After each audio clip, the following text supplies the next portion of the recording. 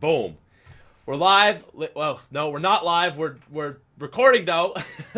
And ladies and gentlemen, welcome back to another episode of the SmithSquad Podcast. Today, we are joined by the zombies expert, MrRoflWaffles himself. That's the one and only Senor MrRoflWaffles. Senor MrRoflWaffles. You came. When was the last time you were on? Was it right after Shadows came out? I think. Oh, or was it right was before? Was it before or after? I don't think actually it was remember. Before. It might have It was been like the before. week before it came out. Right. Yeah, it was a while ago for sure. So yeah, it's been a while. Been a fair while. Yeah, so we're back again today to discuss the world of zombies and absolutely and everything dive else. Right in there, man. Yeah, so we were already like, what should we start with? Yeah. And I want to ask you about Pompei because I follow storyline, but I don't follow storyline like you do. Okay, yeah. In other words, you're still sane, whereas I'm not. So yeah. Okay, let's talk Pompei. Yeah, so where did this originally come from? Why is everyone saying Pompei? Okay, so there are several different factors that slowly but surely have been pieced together to suggest that we're going to an island. Der Eisendrache has given us several hints in that direction. Some of them have been born and sort of looked into and investigated and then put to the side, and people have gone, oh, actually, that was kind of a false lead. One of those, for example, being the boat on the Der Eisendrache poster, which I found there. There's a little boat on there that you can really not see very well, but initially people were going, okay, there's a boat, maybe that's related to some kind of island or something like that. I made a whole theory video about that, combined with the fact that we had the splash, or rather the crest, the Griffin Castle crest on Splash, on the map, the multiplayer map Splash. Oh, I didn't know that. Okay. Right, yeah, so at the multiplayer, or rather at the DLC event in that map, we were running around, and in post afterwards, I was like, hold on a minute, that's the Griffin Castle logo, that sort of demonic head thing. Yeah, yeah. And so that's in the map. You've also got Premise in the map as well, which I'm sure you've had tweeted at you many a time, because I certainly have. People I'm sure you get that a lot. Yeah, they really love to sort of, anytime they see something related to Premise, they're like, Milo, I found them again! So that's always really cool to see. So there were those links there, but the boat itself was actually a bit of a red herring, per se. It's probably going to be more closely related to the Stalingrad map, which is likely to be DLC 3. What's a red herring again? A red herring is a fish that... No, I'm kidding. It's Magikarp. No. A red herring is essentially when you have a lead and it's put there specifically to confuse you, sort of. Okay. So it's not, I guess, a red herring per se, in the sense that it's not meaningless, but it's not specifically Pompei related, or at least not in my opinion. So not maybe DLC 2 related. Right, yeah, much more closely going to be, or much more likely to be DLC 3. So Gotcha. There are things like that. There's also mention in these ciphers. I hope I've got this one written down, actually. Let's see, I've got literally sticky notes all over my screen right now. I believe it. I might have... Island. There was mention of, in one of the ciphers, of Division 9 having this island facility, right? So it's something along the lines of, after the success at the Rising Sun facility, Division 9 are moving with Stage 2. It's something like that. That's just from memory. I don't have it written down by the looks of things, unfortunately. So there's mention of Division 9, who are this new group that we've never heard of before. There is mention of this island facility. There's also things like Peter's cipher on Der Eisendrache, and people have been speculating that that might also be related to the possibility of there being a Pompei map. Also, I guess I should probably preface this with the original reason we thought this was going to be a map, and the very beginning of it all was the Shadows of Evil scrap of paper, right? So was that the one with the KN? That was the giant. Oh, that was the giant. Okay. So Dr. Monty's blueprint is the giant. And that's it's literally like a blueprint, and you've got this summoning key in the middle, and it's like a tesseract, and you've got the actual KN in there as well. You've got all this stuff. I mean, you've got some really weird stuff on that thing, and it's very multi-layered, and there's a lot going on. The Shadows one was maybe to help sort of trigger the memory in your head. It's more of a sort of yellowy beige tone, the actual sheet itself. And there's scribblings on there with, for example, an image of the house. Yeah. You've got Yeah. the children will be safe in the house. That we all must die. Those sorts of lines. That's all from the Shadows of Evil secret scrap. And on that sheet, we have several sets of coordinates. We've got one set of coordinates which points us to, how do I pronounce this properly? Something like Roclaf? Okay. Honestly, I don't remember the exact pronunciation because I can hardly remember the word. So the coordinates point to a place called Yes. Roclef? Yeah, okay. yeah. And that is essentially Der Riese. That's where Der Riese is. That's where okay. the Waffenfabrik Der Riese would Yeah. be. And so that's like Lower Silesia near Breslau, as we've already heard from various sources in game for many a year. Yeah. One of them was Der Riese. One of them was Hohenwerfen Castle, or very near to Hohenwerfen Castle in Austria, and that's Der Eisendrache. Then there's Volgograd, which in the past, or rather, which we now would sort of see as Stalingrad in terms of history, if we were looking back towards World War II, because that's when things seem to be taking place. That would have been Stalingrad, and you've obviously got the Battle of Stalingrad, which was a huge deal there. So Volgograd or Volgograd? Volgograd. Volgograd is Volgograd. That's present day what it's called? Yes. And okay, World War II would have been called. And so yeah, if we would Stalingrad, look at it in terms of our time frame in Zombies, then we would be saying, okay, that's essentially going to be related to the Battle of Stalingrad. Yeah. And then finally you have this other set of coordinates, and they lead us to this island called Pompei.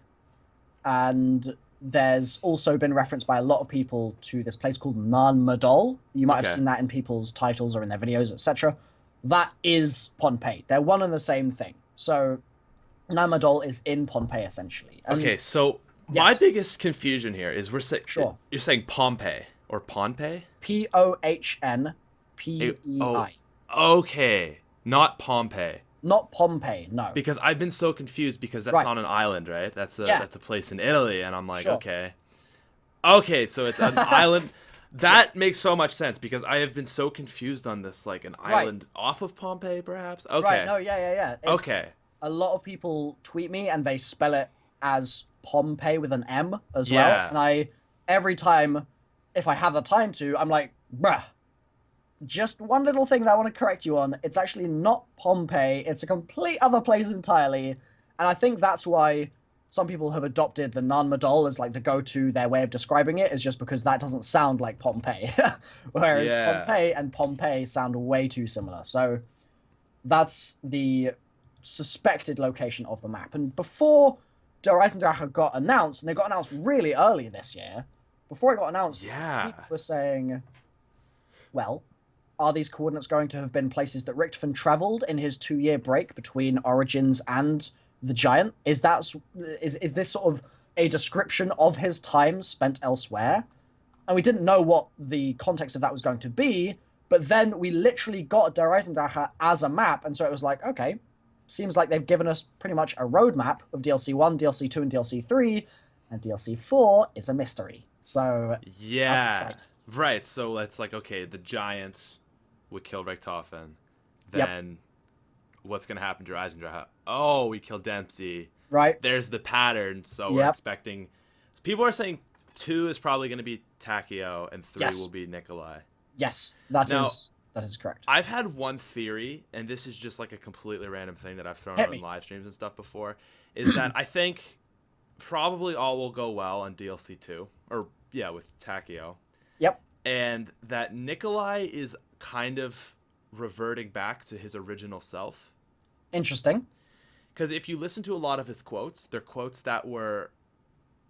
They're oh, I am thirsty. I have not felt this thirst in so many years. Right? Yeah, it's like an unquenchable thirst. And he even says things like, based off original quotes from World at War and Kino, like small explosion, small success. Yes. Yeah. And then there's like one when he gets hit, it's like, I forget what he says, but it's like it'll be like it'll be like a two-parter kind of like, like, you know, and the first part will be like what he would normally say, and then Yep. it's like a scaled down, less insane version Right, of what he yeah. would normally say, like small explosion, small success, Right. rather than big explosion, big success. Just little things like that, and of course the alcohol thing. You can kind of see. Although, I want to jump in here and drop a theory, because I've been talking to friends about this since the map, or the game rather, came out.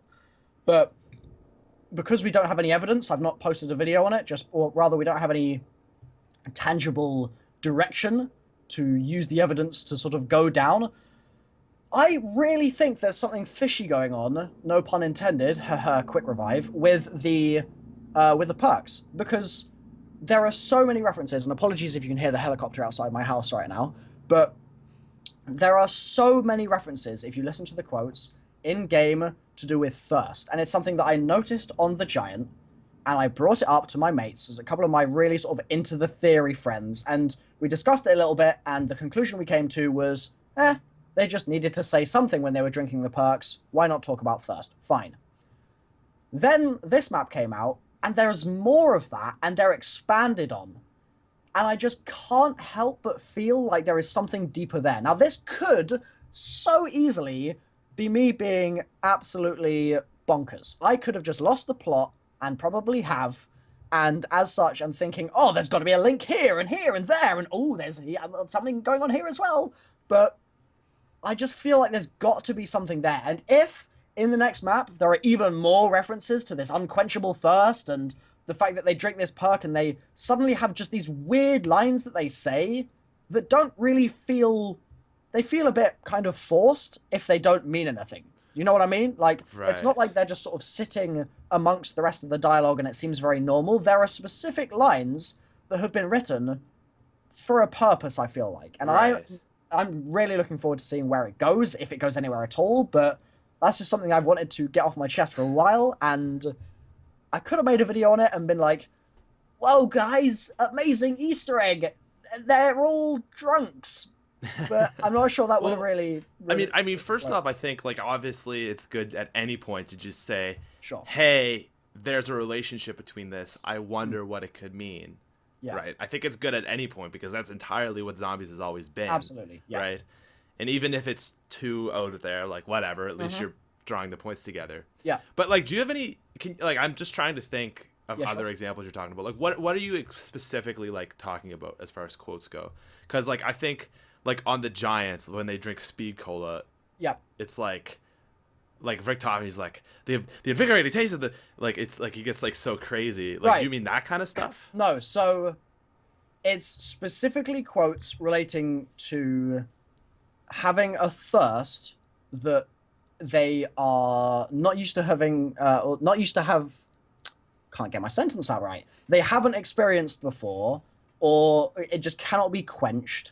Or it's something that they are kind of a bit wary of. And it's just the fact that there seem to be a series of those quotes that, to me, sound like they're in a different place in terms of the soundscape of the map to the rest of the dialogue that we hear, like big explosion, big success. All of those are kind of part and parcel with us just playing the game. We've got used to the fact that you blow a zombie's head off and, like, their character's going to say something, right? That's normal now. But these just sound to my ear like they're in a different kind of area, if that makes sense. Okay. And they're talking about thirst primarily. That's the sort of crux of it all. It's similar, actually, to Nero on Shadows. I had to think about the map name for a minute there.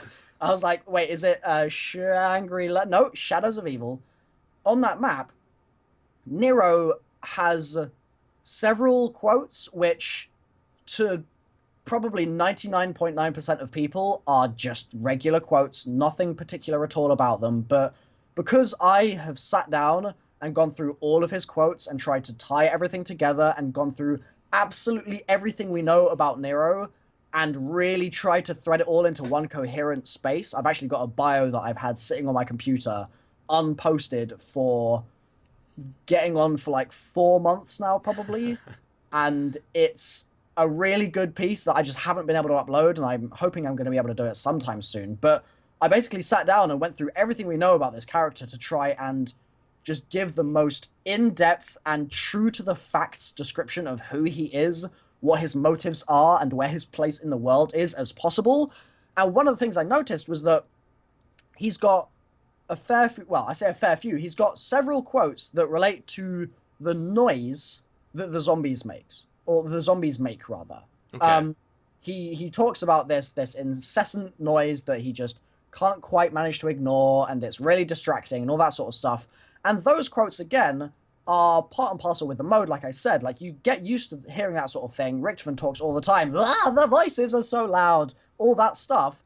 But for me, just to my ear, those quotes from Nero stood out a little bit in reference, or rather in regards to, or in comparison to, all of his other stuff. And so I noted it down, and there's a sentence in that bio which is like 11 minutes long of me basically saying, also, it seems like Nero has a problem with noise. Like, that sort of thing, which you can't really go anywhere with that, and it's not really going to mean anything in the future, but it's just worth noting that he repeatedly does make mention of that sort of thing. And so I try and do that all of the time. And so maybe this thirst thing is just me trying a bit too hard, or maybe there's something there. Don't know. We'll see. Yeah, because that's the thing is, I mean, usually Treyarch does everything for a reason. Right.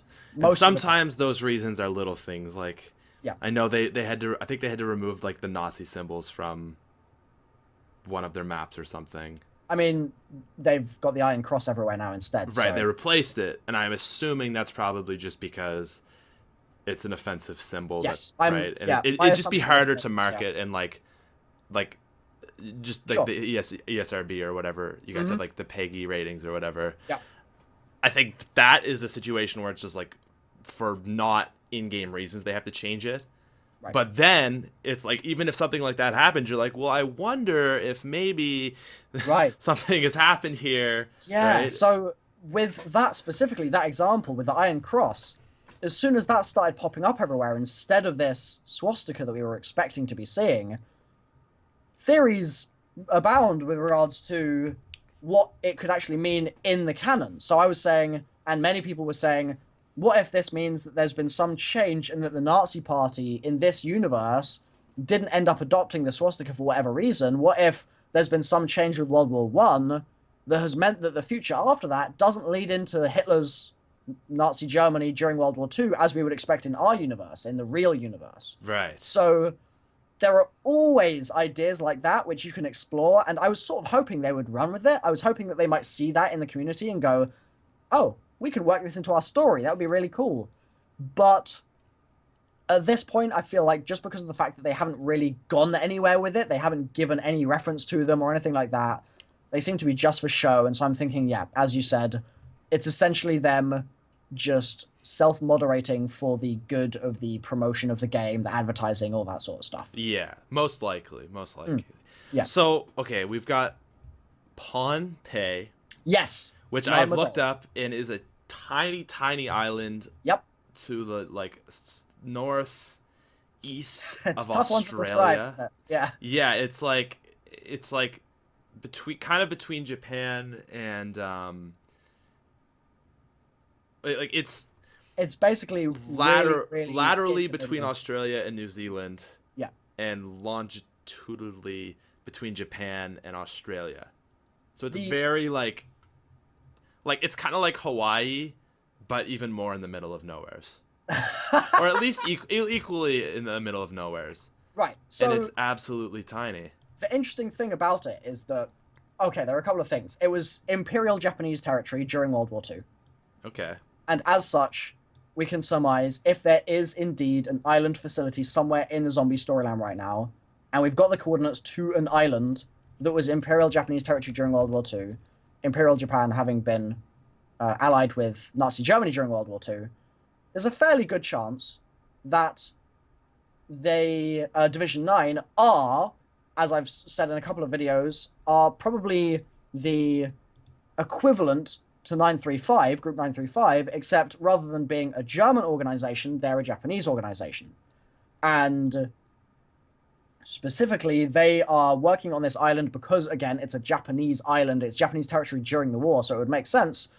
And they are doing all their own sort of crazy stuff to do with resurrecting the ancient beasts. We've had that talked about in the chalkboard cipher that I solved with my friend Water.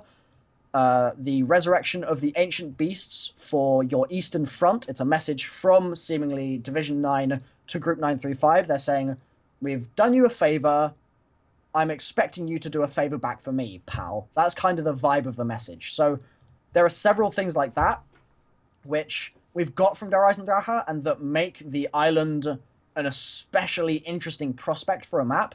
Also, the legends that are associated with the island itself are very interesting. There's a fair bit of stuff there, which in itself is pretty cool. Yeah, there's a lot that they could be drawing on, which is always something Treyarch love to do.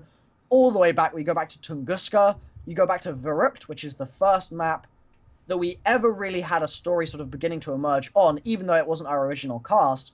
And on that map, you've got to talk about this Tunguska meteor and yeah, right? Do you remember this? Yeah, back in the day. Oh my god! And discussion of that meteorite was super interesting because we then saw that meteorite seemingly at the Rising Sun facility, Shino Numa. There's a little signpost saying Tunguska, and you've got the meteorite there. Yeah. So isn't there like in one of the huts that you can't access in the map? Yes. It says it, right? Yes, it says there's a white sign, as you would get like wall writing, that sort of chalk on the wall, and it says Tunguska. Which is tungsten, the element, I think, right? Well, Tunguska's a place. Oh, it's a place? Okay. Yes. Yeah. So that was... It's a location. You've got the coordinates for it in the game, and there was a meteorite crash there, and the sort of lore around that actual event, which I believe was in 1908, if my memory, either 6 or 8. I'm fairly confident it was 1908. You had this event, and then all of the real stuff that happened to do with people being irradiated by it, because when you get like a massive block of stuff falling into Earth, there's a good chance that it's not going to really do much good for the people in the area. And so I remember being in like 2008 or like 9? Yeah, mid 2009, I would say, probably, like researching this stuff and talking to my friends at school even at the time, because I was like 14, 15, something like that. I was like much younger than I am now. And we were discussing things like people being irradiated by it, and there was a website that had a load of information about people having these sort of dull yellowed eyes because of the radiation around them, and their skin would kind of be burned and blackened. What do we see on Shinonuma, the map after Verrückt? People with yellow eyes, their skin is burned and blackened, and the meteorite is there. Yeah. So back in the day, this was like hot diggity doodah. Treyarch have looked at real life once again and gone, you know what? This is absolutely perfect for us to work into our own lore, and voila, that's Shinonuma. That sort of gives you an idea of the context of that map. So they absolutely love drawing on lore and legend and myth and all of that and bringing it together. And we're seeing that even to this day, although to a slightly shifted extent, with things like, for example, actually in Origins, you've got Freya, you've got, is it Odin and I can't remember the other... Thor, Odin, and Freya. Thor, Odin, and Freya, yeah. So we've got those gods in there. In Der Eisendrache, you've got Ragnarok. It's the Ragnarok DG4. That whole Norse mythology is definitely a massive undercurrent of Black Ops 3. And it's something that they're really pushing now, but in a very kind of subversive way. They're doing it under the sort of purview of a lot of the people in the community, and a lot of people are not really picking up on it so much because it is very low-key.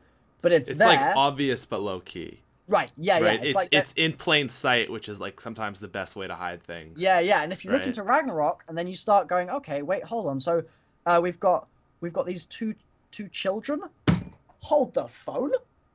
Origins. Hello. Like, there are so many links that you can start to make. So what is what is Ragnarok? Ragnarok is like an event in. I mean, I'm no authority on this by any means, and there's definitely research that I should be doing really to brush up on it more myself. And I guess that speaks to the fact that they're kind of not really putting a clear emphasis on it. But from my humble, naive perspective, the idea is that it's an event in Norse mythology, and it's essentially almost it's like the end of an era. In a sense that it's the death of a lot of the gods. You've got these gods who you'd be very familiar with if you were sort of knowledgeable about Norse mythology. But Ragnarok is this point in time where there's like a big battle, something along those lines, and for lack of a better word, things have to start again.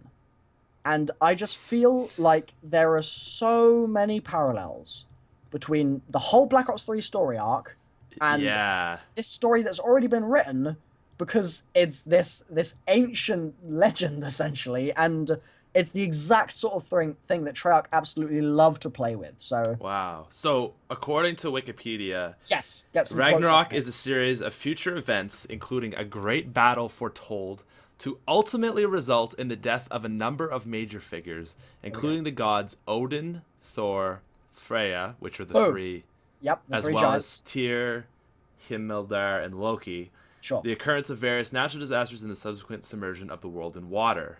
Right. After the world will resurface anew and fertile, the surviving and returning gods will meet, and the world will be repopulated by 2 human survivors. 2 survivors? Right. Okay, so the children will be safe in the house, right? We've got 2 children in the house, and there's this focus on them. You're smiling right now because you're seeing the point that I'm about to make. There's this focus in the story right now about protecting these 2 children in the house. There's very little exploration into why they are there, who they actually are in terms of in reference to the characters we already know, because we already know that it's little, like, young Samantha in there. That's fine, but she's American. She's not a German child belonging to a German family living in Germany. She's in a house that is, floating through space? Is it even in space? Is it in a universe? Is it outside any of the universes that we know of? What's the deal there? Right. We've got this extremely oh man. This is one of the things in the story right now that just fascinates me. That's the word. Fascinates me no end, because I feel like this is going to be the most important thing in Black Ops 3. And yet, what reference have we had to it? We've had a small sketch of it, and we've had a couple of radios saying Samantha must be kept safe and that sort of thing, or like the children must be kept safe in the house. They must be protected. I haven't heard the sirens in months. All of that stuff. So I am just really intrigued to see where this goes, and if Treyarch do sort of wrap in more of that lore of that mythology. I would love them to. We'll see where it goes, I guess. That whole bit about the children, I haven't really given that much thought since, like, the Giant. Right. Because that was, like, Maxis's bit about, like, yes, know where you are and when you are. We must secure a better future for the children, right? Boom. Yeah. That was, like, that was the quote. But do we get much information about anything in that for Darius and Draka? About the children? Yeah. Right. Well, there's all the. I mean, there's Sam's bedroom, right? So we've got right. That stuff. Right. So okay. We've got like we've got an insight into a young Samantha, but it's not the young Samantha. If that makes sense. So we have the Samantha who is German, who is supposedly going to have stayed at the castle, and Groff talks about the fact that she spent a lot of time at the castle, but it doesn't make sense for her to have been on the moon. And you've got just sort of this confusion that he starts to feel because of the fact that that's a thing. And then obviously we know from Moon what happens, and from Darius what happens when Samantha does actually go to the moon, goes into the MPD, and the story continues. Pardon me. God. There's not a huge amount of exploration into the American side of things, or the house specifically. And so that's kind of what fascinates me the most, is that they just aren't really saying much. But it's got to be key. It just has to be. So yeah, it's kind of like right now that's not really the main storyline, right? It's the 4 characters doing what they're doing. Yeah. And blowing up the moon. Okay, obviously that's like a big deal.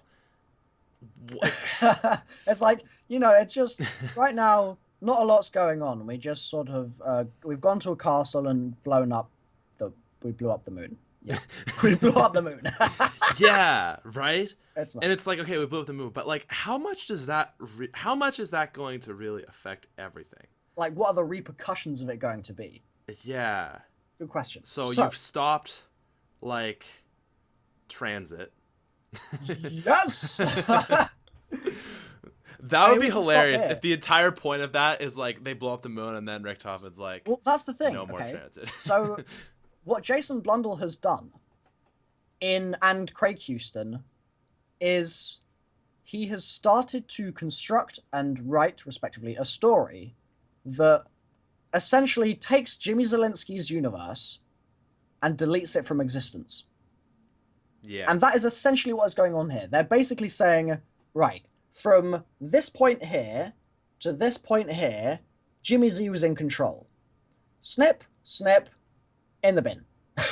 Yeah. And I'm being sort of facetious and sort of doing it in a silly way, saying, oh yeah, they're literally just cutting it out of the story or whatever. But if you look at the way they have set up the events of the game, they're literally going back in time to prevent it from ever happening. It's exactly, yeah. Yeah, the quote from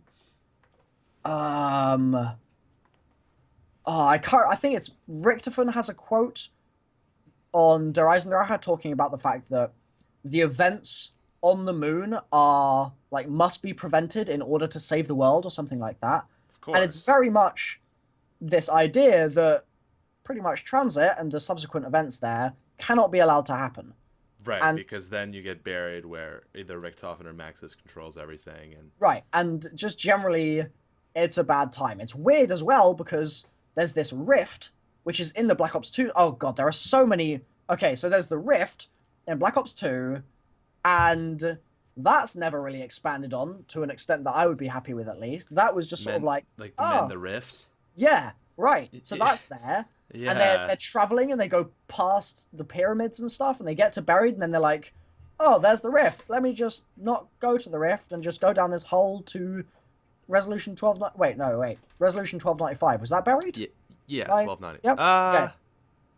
Pretty sure. That was buried, right? Yeah, it's Die gotta Rise be. was Province 22, so yeah, Yeah. Resolution 1295. Yeah, so there's just a lot of questionable decisions in the Black Ops 2 story arc. Another one being just the fact that Maxis is talking about Samantha being in Agartha, but that whole area of the story is just completely questionable right now. Like, we have no knowledge of it, but they're keeping that idea in Black Ops 3 seemingly, or at least they've been playing with it in Black Ops 3, but it kind of doesn't make sense to me, at least, just because of the fact that that's part of the story that they're retconning.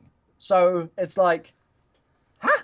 Oh my Treyarch. god. It's so much, man. Like, it really is so much. Like, I remember when we talked, I think it was the first time you came on the podcast. I remember it was up until Origins, and we talked about how that affected it. Right. And that was, like, very confusing, but it made sense to me. Cool. And this is, like, it's just, I think at this point, because there's so many untied things, right? Because that's exactly what Jason Blundell said in the trailer for this. He's like, we're going to tie up a lot of loose ends. Yeah, we're And going to then give from you some that- answers to questions you've been asking for a long time, and give you some new enigmas to puzzle over in the months to come. Did they really answer things we've been asking for a long time, though? Or more just, here, the moon's blown up now. None of that That's matters it. anymore. Full stop. Just Yeah, it Then wasn't literally really just like answers descriptions of as the map. more just, don't worry about it anymore. It's blown up now. I mean, the unfortunate thing, and it's worth mentioning, we had Transit release after we'd already blown up the Earth. So if you really wanted to, you could say we could still go to the moon, despite the fact that it has been blown up, just because they've done that before the other way around. Wait. Say that again. So we were on the moon Yes. during Moon, and we blew up the Earth, and then we still ended up having maps on the blown up Earth. Right. And so, vice versa, if you're on Earth and you blow up the moon, there is sort of a chance that we could still go to the moon and it would just be in its blown up state. Right. Right? The difference, though, is that Yes. the Earth was like kind Big. of like it was like a nuclear kind of winter, Right. whereas the moon is kind of in pieces now. Yeah, so I don't really think I don't think that we're going to be going to, after this map. Certainly, I don't think we're going to be going to the moon now. No. But it's just worth sort of playing around as food for thought. They could do Right. something there. Yeah. There are also a lot of ideas related to sort of the Cthulhu mythos and stuff like that, but not specifically from Lovecraft himself, as far as I'm aware, of these ancient beings living beneath the surface of the moon, or certainly something living trapped within the moon. And so you blow up the moon. Are you going to set it free? Is it going to suddenly sort of wake up? Is there going to be something related there? Who knows? But that's literally just, it's something that they could go down that path completely with and go, yeah, we're going to have this whole new thing coming out of the moon now. Or they could just be like, yeah, okay, moon's gone. Yeah. Sorted. My big thing, actually, now that you mentioned the Cthulhu, is I wonder if they're going to go anywheres with that. Right, yes. It's referenced in the poster with the king and his wolves. Sure. He tried to fight them, and it was like, unfortunately, that is an evil. Same result every time. Yeah, right? Do you think they're going to go anywheres with that? Or is that just like 100%. Yeah? Okay. Pompei is going to be... I don't know how you pronounce it because it's not a pronounceable word, purposefully so, Relia, or something like that, which is the island in the Cthulhu mythos that Lovecraft writes about, and it's an island that essentially is an impossibility in terms of our world. It's got structures that, in terms of just the very shapes and dimensions of the objects making up these sort of weird building type things, if you look at it as a human might do, as sort of looking very regularly at like an object, you can't make sense of it because the planes themselves don't sort of line up in a way that makes sense to our geometry in our heads. Really? That's the idea. There's this whole expansion of this idea in Lovecraft's books. I really recommend you read Call of Cthulhu and several others because there's talk about this island, right? And it's in the middle of the ocean. When you say, like, you can't make sense of it, like, do you mean, like, these concepts don't literally make sense in 3D world? Like, they're not possible? Yeah, the way he describes it in the book is literally that the geometry of the buildings themselves and the structures themselves do not make, or do not align, the geometry doesn't align with stuff that we're used to in our world. It's clearly somehow different, and it's the idea, and this is very much something that pervades through all of Lovecraft's work, the idea that we have our normal world and then there is something else embedded in this world that to us is just completely incomprehensible. It's not something we can ever hope to understand, and it's something that has a very sort of unsettling and just spooky vibe to it that is intended to create this atmosphere of horror that he has in his works. And I think that Treyarch are again saying, Lovecraft's paved the way here. He's written about this island that emerges from the ocean, this ancient island, this ancient city. What if we end up going to Pompei and there's a similar sort of vibe happening here? What if the characters are maybe... I mean, we see them, for example, in that most recent trailer, walking away from Der Eisendrache, walking down that path towards the city below. What if they end up taking some other transport from that city, they go to the coast, they jump in a ship, and then it's off to Pompei? Something happens, maybe there's a storm or something. This is what I was saying in my theory video a couple of months ago now. Maybe there's a storm, they get shipwrecked, and then they wake up and they're on this island, and they're like, wow, what's this? Like, where are we? What the hell's going on here? Right. There's all sorts of potential there as well for A, a really cool cutscene, but B, for them to link in all the other stuff, all the other Cthulhu mythos that they haven't really necessarily played with yet, to do with the fact that underneath this, like, huge bodies of water, you'll have these lurking creatures, and especially trapped in ice as well, the idea of there being these ancient races, the great ones, the elder gods, all these weird sort of things that are in the Cthulhu mythos that Treyarch could very easily start to play with and link in. Now, the great battle that I think we're going to be seeing in DLC 4, which has been prophesized on the Shadows of Evil mural, it's been talked about in Der Eisendrache as well, it's been talked about in Shadows as well, actually. That battle, maybe that's going to be what we're going to actually be doing in DLC 4, and as such, good chance that they're going to really bring in a lot of that Cthulhu stuff as well, and mix it in with Ragnarok, and mix it in with all that Norse mythology. You're talking great battles. Like, I'm just... Like, DLC 1, we had probably the coolest thing we've seen in Zombies with that boss fight. Right, yes. Great, like... Just imagine like what could happen. Dude, there is so much stuff. Oh my goodness. I'm imagining like a situation. Imagine if you were just thrown into it. Round 1, you start in. There's a great battle. You're thrown into the halfway through. You get a cutscene. Boom, you're in it. There's zombies, and you're working through to do stuff as it's going on, like in the air or whatever. So it's interesting. It's funny. There's quite a nice parallel to Origins, in the sense that Origins is set in World War One, and this is something that this is like the English student in me, I guess, just like reaching out here for some attention. Origins is the end of Black Ops 2, right? And the idea is that you enter into that map. All around you, you have World War One. It's being fought. You've got the planes in the sky. You've got these robots that are doing their merry thing, going about their business. And you're thrown in there. There's zombies everywhere. And you're just like, holy cow. I don't know why 935 are here. I don't know why the mound is here. And it's this massive sort of learning process, I guess. And you've just got to be on it from round 1. You've got to be really with it and doing what you've got to do to survive, right? Of course, yeah.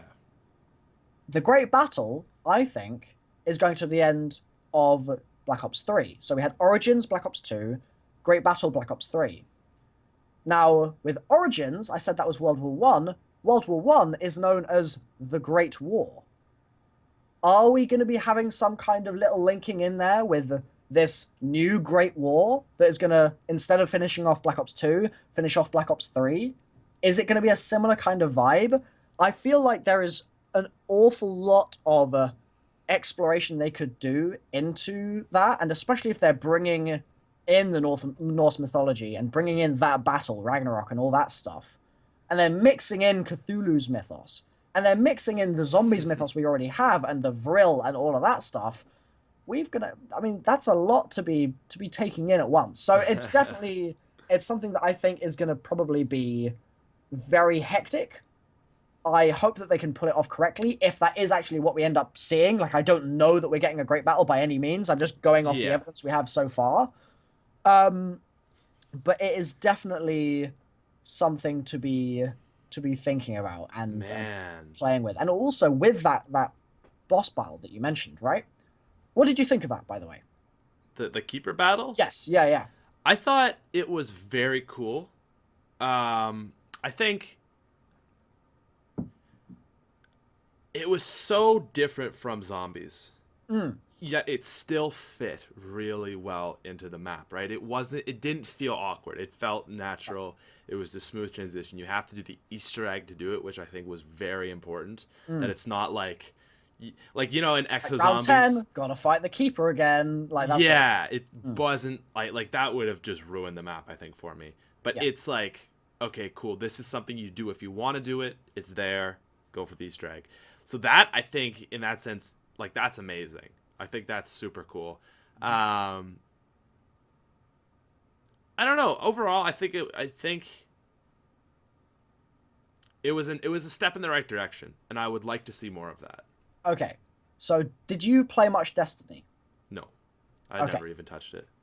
So, when we were doing that egg for the first time, we were in our little call, and the first time we got to the Keeper step, we wiped after something like 28 seconds. It was very short. The shock went out from the middle of the room. We didn't know that you had to hide, and we wiped. That was it. That was like a 4-hour game just gone. And so we were sitting there going, why did we die? How do we not die? What the hell? And holy moly, this kind of feels like Destiny. So we got back to that point in our game, and we just treated it like a raid. We essentially said, and if you don't know what a raid is basically the kind of end game point of Destiny, where you have this massive long quest, I guess, that you have to do, and you'll get various stages of the battles, and it's a big sort of progressive event that then leads to like a final boss battle at the end, and you get a load of loot as you go along. Okay. So we were like, okay, we'll treat it like a raid. We're going to just try and be as coordinated as we can possibly be. We're going to essentially play it like we were playing maybe WoW or something like that. Like, we've got a boss and we've just got to feel it out. This is like old school non-zombies games that we're sort of looking to for inspiration here, right? And I feel like it's just one of the highlights, I guess, of my zombies playing career, if you want to call it that. The feeling when we got to the end and we just tried to keep as cool as we could throughout, and then that keeper started spinning in the middle of the room, and we're freaking out, going, "Holy moly, we've done the Easter egg!" Of course, we hadn't quite, but close enough. And and we did then end up finishing it, so it was fine. Thankfully, we didn't die during the cutscene or anything. But it's something that I really want to see explored more. But as soon as they make it a focus, like you were saying, then I'm out. I don't want any more of it. I want it to be zombies with a sprinkling of Destiny and a sprinkling of boss fights and raids and all that good stuff, but not the other way around. As soon as it becomes the other way around, I'm playing a different game, and I'm probably still going to be interested because it's zombies at the end of the day. I'm going to be interested no matter what, really. But it would just feel a little weird. It would feel a little like Shadows for me. It just feel clunky. Yeah, like Shadows had that vibe of just thing with Shadows, it's like you have to do, I would say the pack-a-punching on Shadows, that is probably almost half of the entire Easter egg. It's that, the sword, the flags, kill the Shadow Man, and you're basically got it. Yeah. Right? It's really not a long Easter egg, because most of the Easter egg is stuff you'd be doing for a game anyways. Yeah, and that does two things. That, A, makes the regular map feel less epic, because you're like, oh, this is stuff that I'm having to do 1,000 times because I've played the map 1,000 times, and I have to do it every single time I play. Right. And B, makes the Easter egg less epic, because you've already done all that stuff 1,000 times, and then you're doing it again, just so that you can have an even longer game and get to an end game that is like, well, okay, cool, all right, that's the end. Absolutely. So, yeah, it's a shame. I see you. I think, because with Shadows of Evil, they kind of touched on a boss fight. I wouldn't consider the Shadow Man fight to be a boss fight. No. People, like, I said, oh my god, this was the first boss fight in Zombies, and like, well, Shadow Man, not really a boss fight. It's like a 15-second. Yeah, I feel like they could have done more there. They could have made it so much like he more actually attacks involved. you. And yeah, stuff, like right? if it just lasted like a minute instead of literally like 20 seconds, then maybe that would be better. I don't know. Yeah. I'm not gonna sort of preach to Treyarch and be like, oh, I know how to design Easter eggs better than you do or anything like that. But I feel like there could have been something there. Yeah. There could have been, but again, it might have been. Who knows, right? Exactly. Like, it just, the way it was fine. Like, I thought it was cool. Yeah. But Shadows, or Eisendrache was amazing. That was really damn good. The other thing is, I know a lot of people didn't like Extinction with Ghosts, but the one thing that stood out to me, the highlight of that entire series, was the Kraken fight on the ship. I don't know how much. Funnily enough, so with Ghosts, I played the first map. I played Point of Contact, and I played the first DLC, and then I went dark because I basically went into exams mode. Oh, okay. So I didn't actually play DLC 3 or DLC 4. So I know there was a fight on a ship, but I don't know the details by any means. Gotcha. Okay, well, basically, I mean, it's still to this day like the biggest enemy we've ever seen in Call of Duty. But yeah, so you go through the ship. It's very Extinction feel, killing guys, doing the hives and stuff. And like you were saying, where it's like you're setting up for a raid, it's the exact same thing. Like, you're trying to get like enough points, and you're trying to like upgrade your weapons and just get like flares and all this stuff. And then you go to the top of the ship, and a gigantic like 1,000-foot monster pops out of the top. Solid. And you have to fight it. And it's not like a quick, like, few minutes and it's done. It takes like 5 to 10 minutes, communication. Like, you watch me, I'll shoot him. Like, really, really intense. A lot of teamwork. And it was amazing. Like, I would still go back and play it. I know a lot of people didn't like Extinction. That was like the one thing for me that was like, this is epic. After that, it just got completely awful. Like, the next two maps were not fun. Right. But that one map was like so cool for me, and I do love boss fights. So I would definitely like to see more. Yeah, like I feel like it's something they should expand more on, and especially if we're getting a great battle at the end, that's going to have a great boss fight. I certainly hope so, at least. But I'm very wary of them taking it in a direction that might maybe kind of inhibit the gameplay, as I kind of felt like some of the Easter eggy sort of stuff in Shadows did. Let me ask you a question real quick. Sure. If we get Ghosts 2 under some other name, would you be content with having another Extinction, or would you want something fresh? Oh, I thought you were going to ask me if I would want zombies. I mean, that would be great. Honestly, I don't want a zombies. Oh, I guess if it was... Right, I thought you meant was, if it was Infinity Treyarch Zombies... Well, of double course. thumbs up. Yeah, but I wouldn't yeah. want an Extinction Zombies. Or a Infinity Ward Zombies. Sure. I think I'd be down for more Extinction, but they'd have to make it good. I was like, yeah, I'd be down to play some basketball if it was fun. It's like, improve your damn game, man. God. Yeah, like Point of Contact was kind of cool. Was it? I was okay with it. I played it. Once or twice it was cool, and then it was like, like I said, the ship was cool. You start in.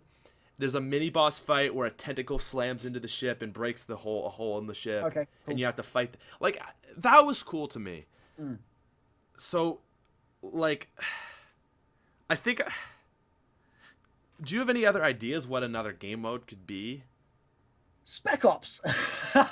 I have no idea. I mean... Yeah, see, I don't want to do... no, actually, I definitely don't want Spec Ops. No way. Like, if they did that, then I would just start posting other games. Like, I would not be playing Spec Ops for a year. No chance. I feel like... So, okay, so here's the thing. So, with Infinity Ward, right? With the... What was it? Point of Contact. Yeah.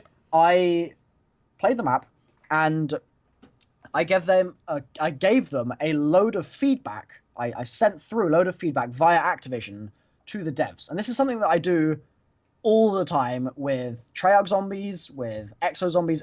Like, constantly, I'm always taking things I see the community saying, and I try and get it into the ears of the developers, because not a lot of the devs are reading Twitter. Not a lot of the devs are reading Reddit. Some of them are, sure, but if it can be put into a context that makes it easy to draw from, and it's the same with bug reports. If I can give them the reason there is a bug or the cause of the bug, it makes it 100 times more easy to fix, right? So I constantly try and do this. In fact, I was at an Activision. I was with a couple of people from Activision a couple of days ago on the weekend, and it was the exact same thing. I was giving them feedback and also asking for like the best channels for me to be going through to discuss certain things with certain devs and things like that. It's something that I really try and do, because I feel like the community needs that kind of thing to happen, right? Yeah, that's really cool, man. I didn't realize you do that kind of stuff. So it's just, yeah, I mean, it's like it's not exactly necessarily going to be something that they take on board as well. Like, for example, there was the whole thing recently about how the void bow on Der Eisendrache, you can't see it. There's no visual cue as to what the urn is saying. You can only listen to it, and so hard of hearing players are screwed. That's one less bow that they can access just because they can't hear the urn. Yeah, I don't have a mix amp, so when I use my Elgato, I couldn't hear it. Right. So what I'd have to do to the stream is I'd say, all right, guys, listen, let me know what it says, and I'll go input it, right? Yeah, so stuff like that I've taken from the community, and I've tried to feed back in a meaningful way. And whether it gets fixed or not, or fixed per se is wrong wording, but whether they take it on board, it depends completely depending on what it is that I'm saying to them, but I always try and do it. And for Ghosts, when that was out, and when Extinction was... Sorry, Ghosts? Was it Ghosts? It was Ghosts, right? Ghost yeah, Extinction, I've lost my my timeline of the games for a minute there. When that was out and Extinction was happening, I sat down after Point of Contact and gave Activision an absolutely just gargantuan list of things that I felt were wrong with that mode and that could be so easily improved. And as far as I could tell, it went absolutely nowhere. I don't know if they sent it on to Infinity Ward. I don't know. I don't know what happened to that conversation that I had and the list that I gave and all that stuff. I don't know. And that happens sometimes. It's like I'll spend a load of time sort of making something up and sending it over, and then who knows if it actually falls on deaf ears or what, right? Then what was the first DLC map called? I can't remember now, but that first DLC came out. Wait, with right? Extinction? Yes. I don't know. I know the map was called Nightfall. Okay, it was the snowy one with the spider. Right. That's the one. So with Nightfall, I was at the DLC event, and I was talking to some of the Activision guys that were there, and they were saying, right, Milo, do you have any thoughts about this, like initial stuff, before the actual community has got access to it? What are your thoughts? Is there anything we can improve? Stuff like that. And I was like, let's sit down and have a chat about this, right? So I gave them as much feedback as I could, and again, it didn't, or at least it felt to me at the time like it didn't necessarily go anywhere. I don't know if that stuff influenced the other maps, to be fair, because I didn't actually play them in the end. I was too busy focusing on exams. But it's the sort of thing that I always try and do, and if they release another Extinction sort of series with Ghosts 2, or whatever they're going to call it, I doubt it's going to be called Ghosts 2, because that would be just IP suicide. Yeah, really. If they don't listen to some of the stuff that I said, then I'm going to be not necessarily disappointed, because again, I'm just one guy that's just trying to do the community a favor, but it's going to feel to me like they're shooting themselves in the foot a little bit, because there's stuff in there that I personally feel, I guess this sort of counteracts what I'm about to say, but I feel like it's objective stuff. It's like, this is just a net gain. I'm just handing you a net gain to your product on a plate, and they're just sort of going, oh, sorry, I didn't order this. Like, you know what I mean? So I'm hoping that with the release of the game, they bring us a mode that has improved a lot from what we saw with Extinction 1. If that's what we actually get. Personally, though, I think best case scenario, we get something new. I honestly think that would be the best thing for us. Okay. Fair enough. I think, like, I don't know what, because, I mean, right? aliens, that's again? The problem. People want zombies without it being too much to zombies. Like, it's a very fine line to walk between Spec Ops, which, this isn't like zombies at all, this is lame, and Exo Zombies, where... What did you think of Exo Zombies in the end? I did not like it. At all? No, I really did not enjoy Exo Zombies. The first map was cool. It was like, we haven't had new zombies content in 2 years. Sure. I'm gonna try this out. It was fun for a couple days. Yeah. Whatever, right? Next map came out. Absolutely hated that Burger Town. That was just like the most honest. Like, I said it as a joke when it came out. I was like, this is worse than Transit, but like literally so much worse than Transit. It's that map, man. Like, there's so much that they could have done with it, I feel like, and it just ended up being. I mean, one thing that really annoyed me for Exo Zombies actually was the way they lit the map was awful. Do you remember doing that Easter egg and trying to find the meat? I didn't even do the Easter eggs for that. Okay, game. So let me just give you an idea of what was necessary for you to do on this map, right? There were small pieces of meat hidden in various different locations, and each area of the map had several spots that the meat could spawn in, and it's like a little sort of pile of very, very dull, kind of reddish stuff, right?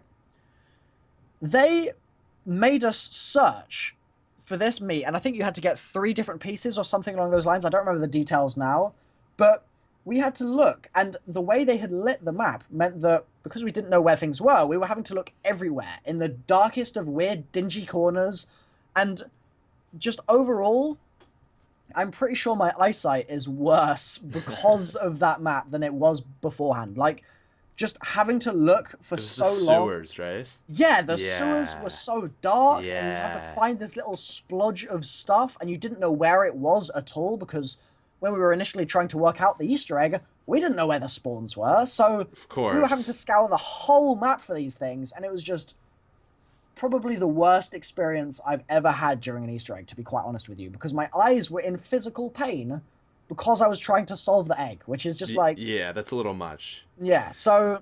My biggest problem with Exo Zombies was it didn't feel like constant innovation. It felt like, here's the system, the Outbreak map, and now here's 3 new maps that do the exact same thing. It wasn't really like they did introduce things. I don't want to go as far as to say they didn't innovate, but it didn't feel to me like, oh, what's in the new map? Oh my God, there's something cool. It just felt like the exact same thing, and a lot of problems. The way they'd make it so you can't access areas of the maps. Oh my goodness! And the fact that they had guys that would shoot you. Yeah. What was that about? Yeah. Right. There's certain things that I am quite passionate about, in my opinion, of like, not necessarily game design, but specifically, I guess, the third mode that we get year on year, whatever it might be. And one of the things that I'm quite passionate about, and I've said this to Jason Blundell in quite explicit words, in Zombies, if you have something that shoots you with a gun, then I'm not interested anymore. I don't want to play that anymore because it's crap. It's multiplayer. That's campaign. I am not interested in fighting either whatever difficulty they are, recruit or veteran. I don't care. I'm not interested in fighting against AI bots that are shooting me. As soon as you do that, I am out. It's gone. Done. They did that in what? Let me think. It was is it 420 Labs, the custom map that has a couple of guys shooting you, maybe something like that, or something like at the beginning, if you shoot them, they shoot back, something along those lines. Yeah. It was like back in the days of World at War, right? So we're talking, I mean, mod tools were out, so probably around like 2010 or something along those lines. We had maps that would experiment with those ideas, like, oh yeah, maybe it'll be fun to throw some AI in there. That's fine. It's a custom map. They can experiment all they want. I'm down for that. As soon as they start doing that in 2015, in Zombies, it's like, what are you doing? What shot at you, though? In Exo Zombies? Yeah. They had literal troops that would spawn in and try and defuse the bomb, and they had guns, and they would shoot you down. Oh, yeah! And it was like, what are you... Just no. Right! The bomb, oh my God. Yeah. Yes! And it's just that sort of thing. Oh, that was so gross. Yeah, and that was so gross. Round, I don't know. You might get to like a quite high round, and then they spawn in, and they just start shooting you, and you're just getting hit, and you're running, and you're like, I don't feel like a god right now. I feel like I'm just getting trampled on by this really annoying AI, and yeah, that's the fun thing about Zombies is you get your bow or your staff or whatever wonder weapon is. You get your perks, and it's like. Yeah. I'm this badass, but, you know, the map is still hard, and right? But when you get everything on the map and you still feel very uncertain that you're going to live, it's just not fun. Right, and again, with Exo Zombies, I was giving that feedback, and I was sending stuff through, and I had a massive list that I think I've actually recently deleted off my... and it might still be here. Hold on, let me just see... it's probably called Exo Hate or something like that. I seem to remember. Okay, so this is a list I made, and it's not all sort of serious, but this is a list I made in a stream just after Exo Zombies came out, and I did it to sort of collect my thoughts about what I didn't like just off the back of my first couple of days with the map, right? Yeah. So I have... Wait, was this the first map? Yes, Outbreak. Okay. The initial one with the bus outside, and it's the Atlas test facility, right? Yep. Crawler die-out time. Walker die-out time. Basically no wonder weapon. Final Easter egg reward upgrade station is crap. Upgrades are crap. Leaderboards are based on score. Leaderboards don't show downs. EMZs. It's like baby's first Easter egg. The Easter egg on that map was absolutely abysmal. The story is generic and uninteresting. The Easter egg ending is generic and uninteresting. There are no pew-pew sounds after upgrades. That's what I've literally got written verbatim here. The Pack-a-Punch process itself was just absolute garbage. Red healthing all the damn time. Even after just 2 hits, you get red, and it's just like, what the hell is going on? The zombies got stronger as you progressed into the rounds. That was ridiculous. Yeah, and then Exo slamming on a horde could get you stuck. Zombie pathing around supply drops was terrible. No rebuildable barriers, which was just a small gripe, I guess. Easter egg audio being inaudible and bad audio mixing. Lazily copy and pasted sound effects around the map. Weird negative choice of Easter egg song because it gets claimed straight away as soon as you have it in a video. Yeah. What are they doing there? Yeah. The traps were terrible. Loads of EMZs at certain rounds where it's just like, what is the point in this? This is not fun by any means. It being DLC only, it's essentially just a reboot. And yeah, the list goes on. There was so much stuff that I had in there from that stream. And it's all stuff that could so easily Do you have been remember? improved. Do you remember you couldn't pause on solo? And I'm pretty sure you were the one that like got that to be a thing. I moaned and moaned to Michael Condrey. That was the worst Yeah, of anything. You can't. Yeah. Like, all right, I've been playing for 2 hours. I'd really like to go to the bathroom, but number one, if I even so as leave for like 10 seconds, I'm the dead. crawler's gonna die out, and then just nothing. It But was, that was a pretty good summation. The one thing, I mean, that was DLC 1. yeah. The one thing that got me Sure. in DLC 2, I mean, I could go on. The sewers, the way it wouldn't let you access areas of the map.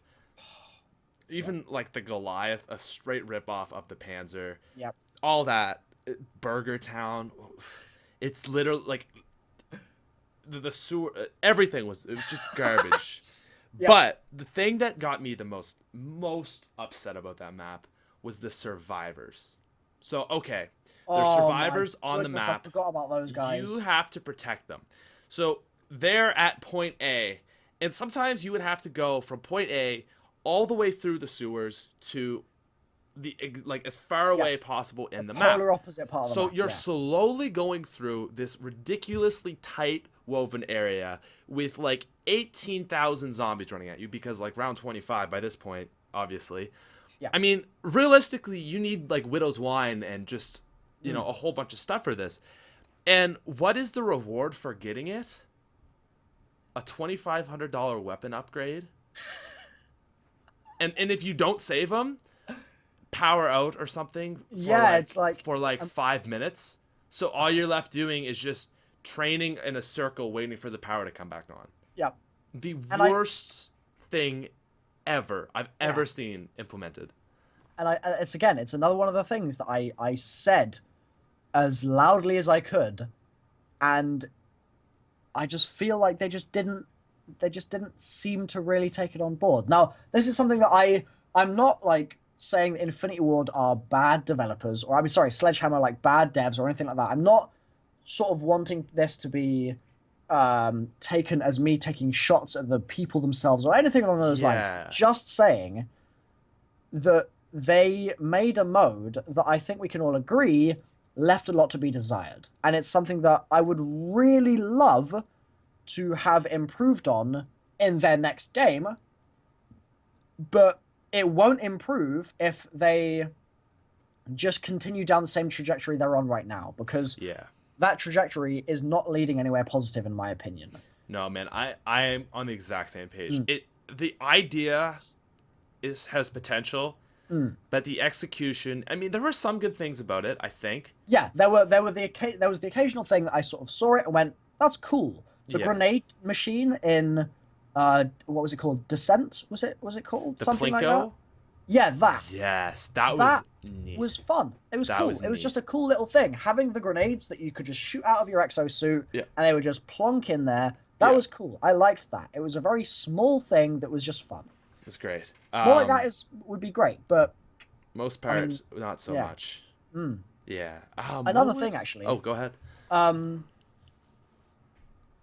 Just a fun fact about that series of Exo Zombies. Like I said with Extinction, I didn't play the final maps.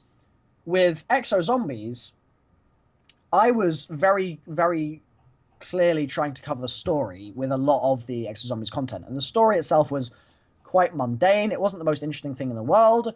I did a full storyline video before the last DLC came out. And that pretty much wrapped up all you needed to know about the story. It was 16 minutes long. If you tried to make a full story video for zombies, you'd be looking...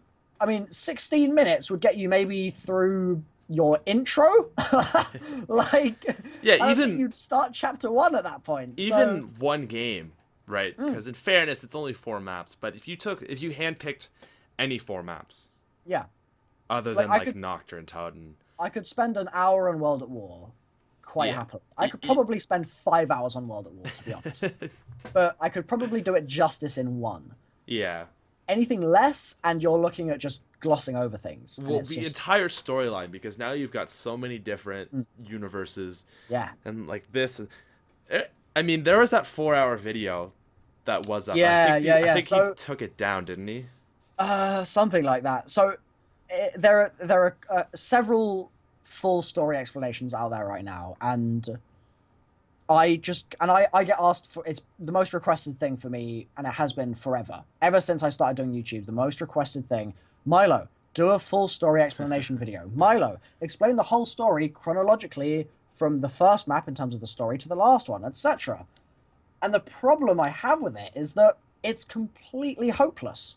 It is just completely hopeless, because you can do that. You can spend 500 hours working on a full story video, or at least I know I certainly would if I was to do that sort of thing. I would spend so much time on it, and then they could just release a new map, and everything I said could have been wrong. And then it's like I've essentially misinformed people. Right. And it's like, what do I do at that point? Would I just take the video down? Like, it's just not something that is possible. Certainly from my point of view. You know what though? Yes, go for it. Judging on the what we've been kind of hinted that the DLC 4 is going to really tie things up nicely. Yes. That could potentially be done. Yeah. Right. It's exciting. Yeah. I want. Do you think what do you think Treyarch is going to do in 3 years' time? Dude, in terms of their game itself, like, do you think it's going to be Black Ops 4? I have no idea, and that is the question. Like, that is the question.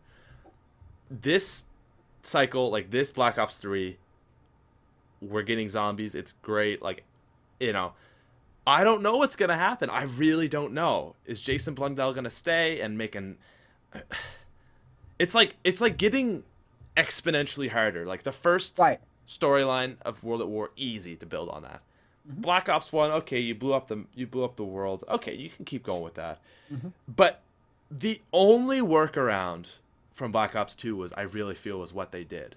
Whereas like go back in time. Because you can't really continue on with that storyline.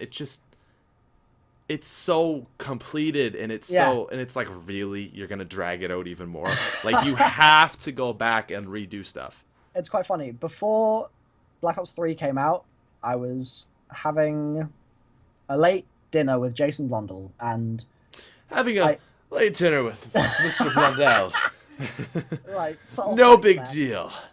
We were having dinner, and I said to him, and I said to the lead writer of the story, I said, I hate multiple universes. I hope you guys never do that.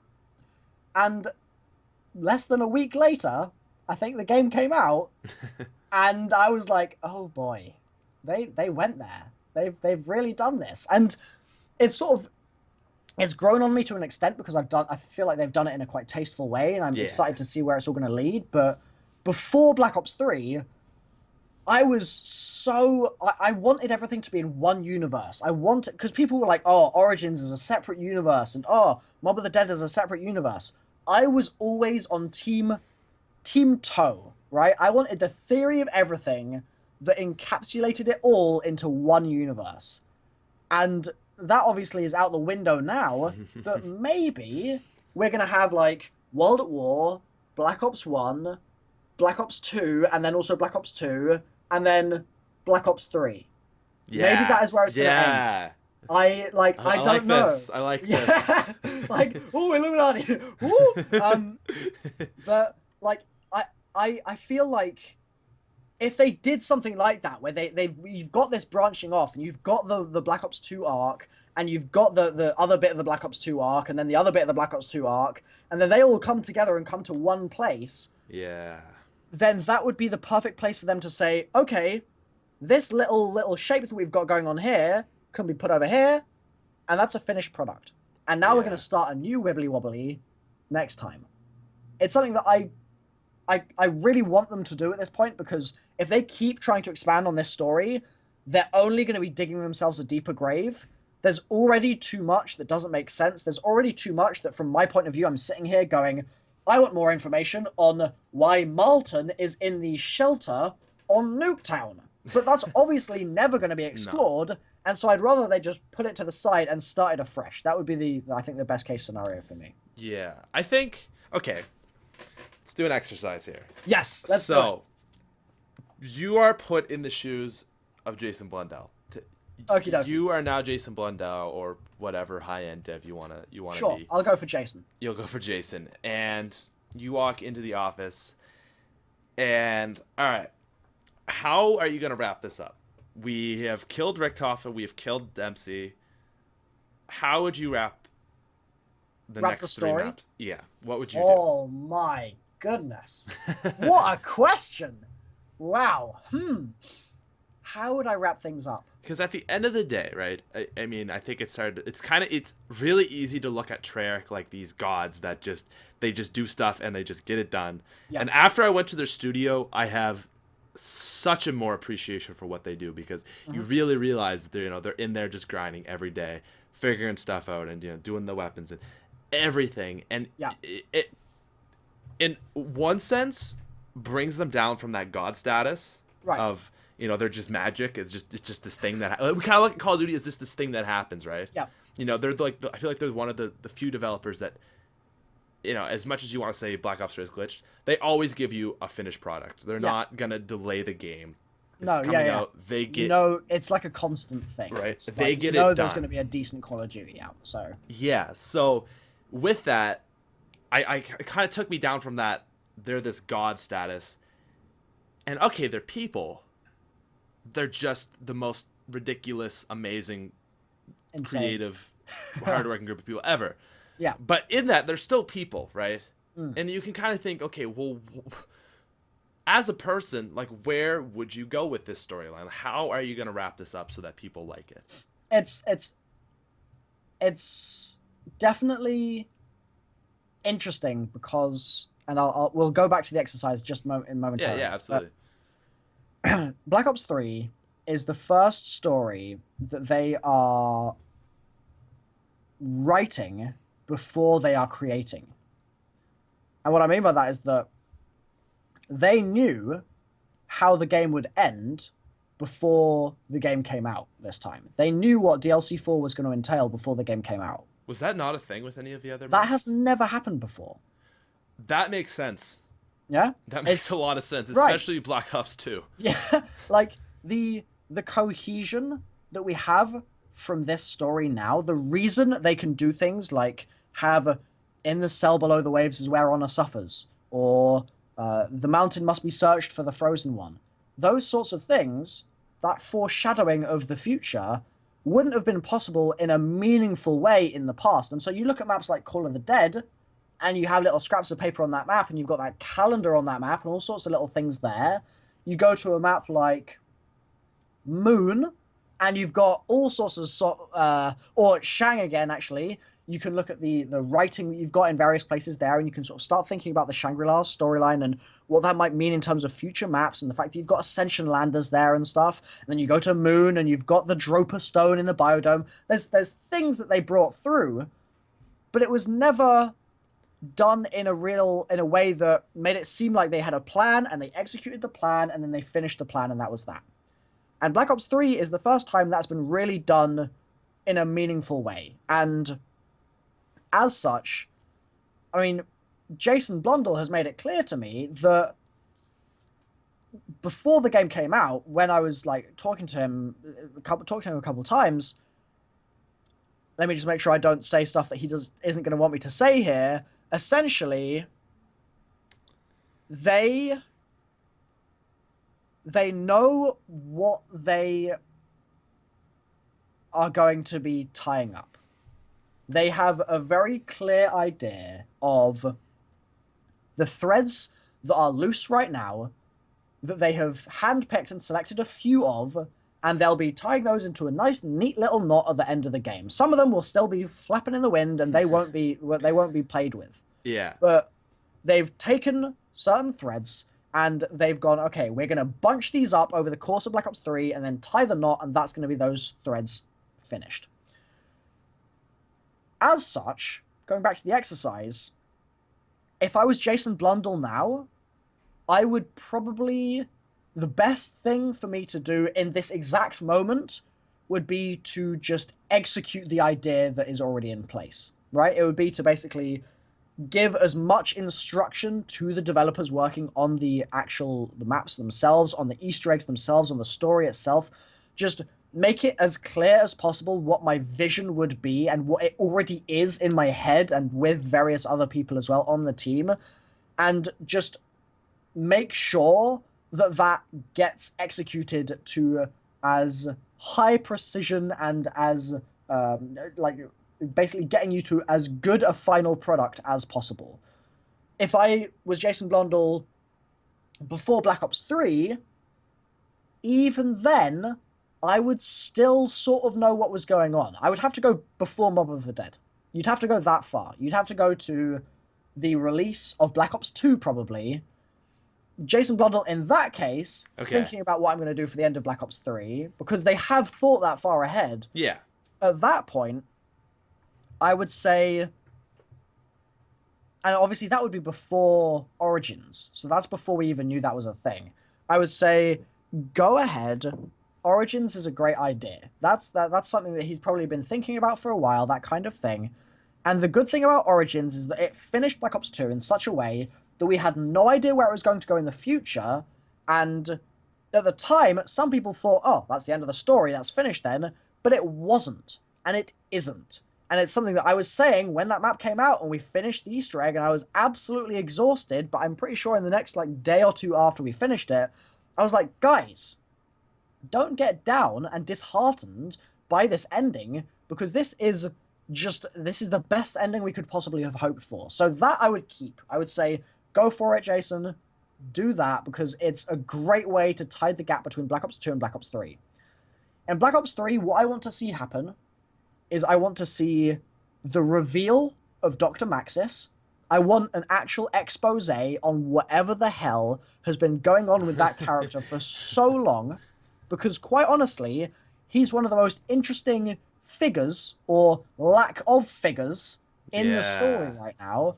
And it's another thing that I have ranted and raved about like a crazy person for years. And if we don't get any more exploration into him as a character in DLC 4 or DLC 3 or 2, I'm gonna be upset. I'm just gonna be upset, because it's so interesting, and I need some answers there. So that would be one thing. Definitely, that would be on the list. Okay. Alongside that, I'd like to see some resolution with Samantha so we can stop meddling with this little girl's life. I want her to be okay at the end of things. And I ideally would like something to happen in the end of the game. See, it's tough because my motives are all story-based. And so I wouldn't really be putting this in a gameplay frame. I'm thinking about this just in terms of the story. That's how I base the question, yeah. Right, yeah. I think it would be really cool if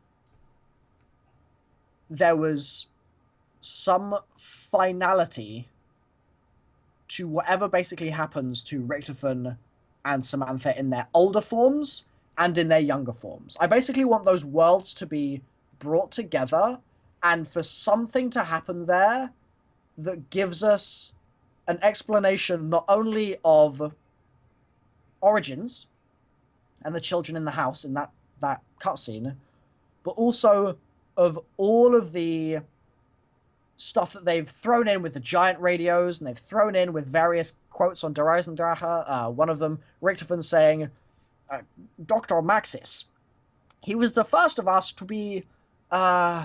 never mind. And I'm sure you've heard that quote as you've been going through the house, and you hear it and you go, huh? What? Never mind. Like, you can't be doing that to us. And then Takio going, Richtofen, you have told me you have a message from the Emperor. And Richtofen goes, never mind, Takio. we can talk about that later. And it's stuff like that. Whoa, Where I'm just I like, haven't heard that yet. like there's several quotes. Richtofen and Takio have an entire dialogue sort of line that focuses on the fact that Richtofen has a message from the Emperor for Takio.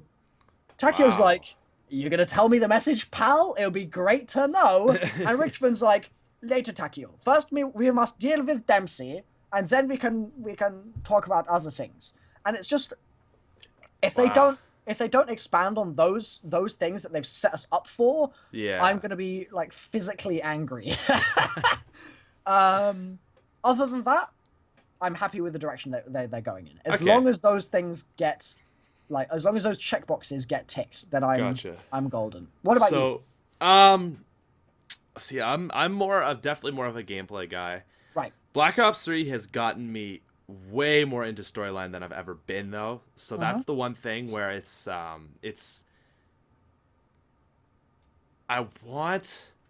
just want a clear-cut ending. Do you know what I mean? Do you want like a full stop or a? I don't want a full stop, but I kind of want. I don't know, because we've never had an end. You know, we've never had a clear-cut ending, right? Yeah. There's always been more. So for that sense, I feel like maybe we don't want a completely clear-cut ending, because that's not zombies, and it's never been zombies. Yeah, but if you just imagine we're in Samantha's house and there's something that happens in that room, and then maybe Maxis is there and he's in like a wheelchair or something, and he just rolls on in and he's half man, half robot, and he's talking out of a gramophone that's been fashioned out of some old can of like fizzy drink or whatever. Like, if he's just this absolute abomination, and you get a little bit of information about what's going on, obviously after something else has already happened in that cutscene, I'm presuming, and then he wheels out, door slams, cut to black. Like, I just want something. I want finality. I want it to be a case of sitting down after completing that Easter egg, which is going to be the best thing in the world. It's going to be absolutely amazing. Like, Origins, I cried, right? And that's on YouTube. I was like, what the hell is happening here? This is a bit too much. Eisendrache, I was like, hot damn, this is dope. There is a real sense of loss, I feel like, and you kind of get just a very tumultuous vibe from all of Groff's quotes, which are really interesting quotes in themselves, and he's screaming at Richtofen, like, this won't change anything, Richtofen, and all that. And each Easter egg has its own feeling associated with it. I want the feeling of DLC 4, let's just call it the Great Battle. I want the Great Battle to end. I want us to win. I want the light to shine down and cleanse those around us. As that cipher says. Let me get the actual quote, because I think I actually do have that one on this sticky note. Let me see. I'm sure it's here somewhere. I toured the Dust Bowl with a circus. Nope, that's Mob of the Dead. After the great battle, they stood up on the mound. Their light shone down and cleansed all the sickness for as far as the eye could see. They are the first. They are the last. If that is embodied in the great battle for the final map, and if we get a cut to black at the end of the Easter egg, having worked for however many days to solve it, I'll be done. I will be content. That'll be enough for me. That would be cool. I'd love it. That would be very just love cool. it so much. Oh man, Yeah. like these just get me so much more excited for things. Oh my god, I'm just gonna be thinking DLC 2. I know, right? And it's so soon as well. We're about a month away, so that's the thing, man. Just new maps. They're such a treat. Such a treat, right? Yeah. You just get to going from launch when we had Shadows and the Giant, and it was like, okay, cool, and that lasted for a while, but then they announced DLC 1 really early, and so we were sitting there going, oh my god, I want DLC 1, I want DLC 1, I want DLC 1, I want DLC 1, I want DLC 1, I want DLC 1, and then they dropped it. But then we've got to remember that as soon as they drop that first map, the rough timing of the rest of the DLC is DLC 1, then DLC 1 on Xbox, Yeah. DLC 2, DLC 2 on Xbox. This is a month-on-month basis. So pretty That's much true. It really is a month every by single month. month we have a new thing coming out, which is mind-boggling. And yes, you could say, okay, oh, it's every 2 months because it's only a new map every 2 months. But you've got to remember, we only get the quotes when it comes out on PC. We only Right. get certain textures when it comes out on PC. There's so much to be learned from that extra information. It's essentially like getting a new map for me, at least. So Definitely. And I mean, on YouTube, it is like yeah, because a lot of people won't even watch your videos. Like I get right. people say, I'm not watching. I don't want it spoiled. I want to figure it all out on my Yeah, own. yeah, yeah. And so it's really nice being able yeah. to start new conversations with those people and say, right, you're playing it for the first time. Have a good one. Let me know what you think. Let me know what your first impressions are and all that sort of stuff. So Yeah. it's a really exciting time for zombies as a whole. It's and a good thing. I mean, DLC 2 on this island, that's going to be great. And then DLC 3, if we go to Stalingrad, that's going to be epic in itself. But then DLC 4 is just going to blow our DLC minds. 4 is so unknown, and I like that. I Yeah. really like that. The fact that we have no coordinates, we have no real hints. I mean, no real hints maybe is kind of the wrong wording. We might have some hints, maybe. Right. There might be some stuff out there that we haven't really picked up on yet that is a hint towards what we're going to be getting. Maybe. But I love the fact that for the most part, it's a complete question mark. Completely. And that in itself, just like with the Origins cutscene at the end of Black Ops 2, is sort of as exciting as it can get in a lot of ways because it leaves you with so many possibilities for where they could go with it. And it's exciting, man. Very much. I like it. Wow. All right. That was, as always, the most like informative and interesting thing to do. It's so awesome to sit down with you and just talk about this stuff because I get questions and I feel like you're much more versed than I am with this stuff. So I mean, it's always really nice coming on and like I was saying to you just before we started, I really enjoy just sitting down and having like an extended period of time to just chat basically, and it's always really fun to be on. So again, thanks for having me. Hi to all the viewers out there. I guess I should probably throw in a hi guys, MrRoflWaffles here. Of course, yeah, you didn't do it at the start. People were like, you didn't do the thing. You didn't do it. What are you doing, man? Hi guys. Like just get on loop. But no, yeah, it's always really fun to come and chat. So yeah, thanks again for. We're gonna have to have you on in the months to come as more things are revealed and all that good stuff. So absolutely. Ladies and gentlemen, there will be a link down to Milo's channel in the description. Subscribe to him. He does lots of zombies storyline stuff and information and theories and just. You probably get the vibe from what I've been saying. And he's a big Minecraft player. Yeah, no, yeah. I mean, I don't actually play zombies. I'm not into those sorts of games. Like, I mean, it's just those sorts of games are too adult for me. Really, I'm more into sort of Minecraft is my thing for sure. Yeah. All right, so check it out. Milo, #1 Minecrafter in the UK. Anyways, thank you guys for watching. I think that was episode 84 or 85. I kind of forget on the numbers, but anyways, thanks for watching. See you later. Good stuff. See you, man.